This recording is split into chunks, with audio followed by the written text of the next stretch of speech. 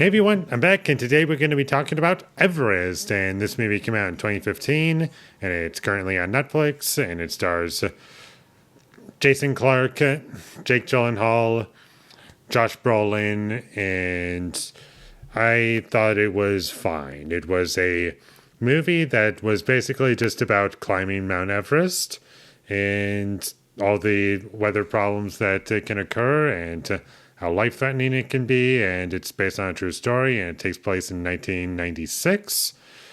And that's the entire movie. I'm not even kidding you. That's literally all that happens in the movie. And I guess there's a little bit of drama with the people who are not on Mount Everest because they have families.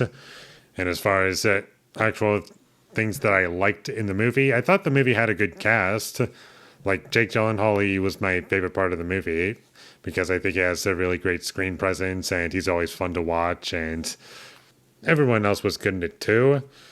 The movie establishes the stakes of climbing Mount Everest and everything that could go wrong, and that's well set up at the very least, and there's some likable characters in there too.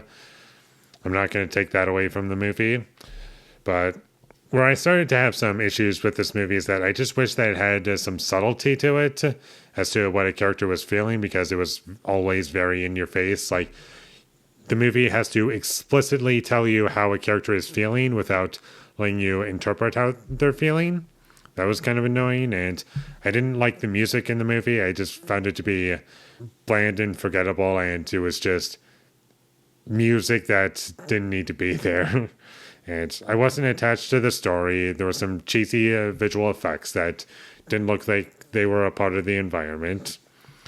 And it was about when we were in the last 30 minutes of the movie, because that's where things are getting crazy, and disaster doesn't happen until like halfway through the movie. I don't think that's like a big spoiler, is that things start to go wrong. But when we got to around 30 minutes left of the movie, that's the point in the film where I realized I really do not care about anything that's going on in this movie. And I was like, this was just a big waste of time. And if I hadn't watched this movie, my life would be no different. And I'm kind of forgetting about this movie as I'm talking about it. So it's just one of those. And the movie is like kind of repetitive and predictable. You know exactly what's going to happen. Even if you just look at the poster, you can tell exactly what's going to happen. Even after listening to me talk about it, take everything that I've said so far and look at the poster, look at maybe the trailer, read the plot synopsis. You know exactly what's going to happen in the movie. And one thing that kind of stood out to me is that the movie kind of looked like it was a film that was directed by Paul Greengrass. It just kind of reminded me of that style in a way. Not saying the movie looked bad, it just looked fine, and that's what it kind of reminded me of.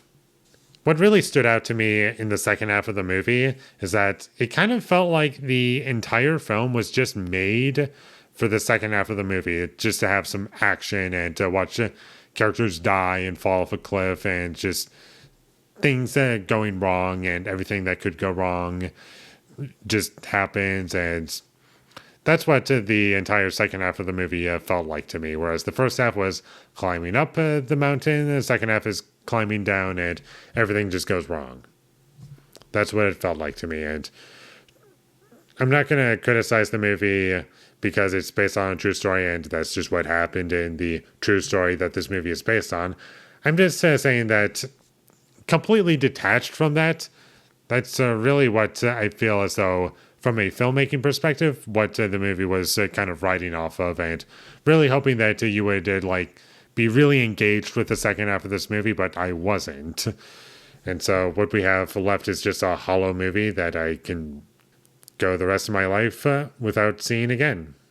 And that's about all I have to say about Everest. It was kind of boring, kind of forgettable. Never going to watch it again. There were a couple good things that I liked about it. Good performances. The movie didn't look terrible, but nothing special. Never going to watch it again. And if you come across it, I would recommend skipping it because it's just not worth your time. And with all that being said, I'm going to give Everest a 5 out of 10. Thank you for watching my videos. As always, if you enjoyed this review, be sure to leave a like and comment down below you thought of Everest, and my social media links. They will all be in the description, so follow me there. And last but not least, subscribe to be a part of Foley Nation, and I'll see you when I get my next review up. And this is going to be a part of an unofficial trilogy. And what it is just 3 movies that are all over 3 hours long, at least 3 hours long. That's what's going on here. And the first installment in this trilogy, unofficial trilogy, is going to be for Ben-Hur, a movie I've never seen before. So look forward to that, but until I get that up, thank you for watching and have a great day.